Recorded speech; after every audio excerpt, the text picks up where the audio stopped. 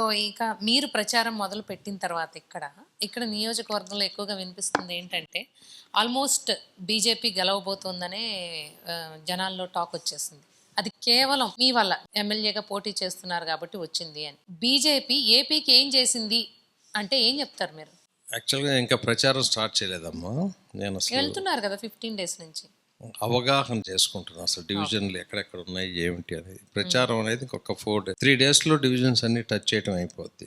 ఆ తర్వాత ఒక రోజు 2 రోజులు గ్యాప్ ఇచ్చి ప్రచారం చేస్తాం. బీజేపీ ఏం చేసిందంటే చేయవలసిన అన్ని చేసింది. అది చెప్పాను కదా, స్వతంత్ర భారతదేశంలో ఏ ప్రభుత్వం, ఏ కేంద్ర ప్రభుత్వం ఒక రాష్ట్ర ప్రభుత్వానికి చేయని చేసింది.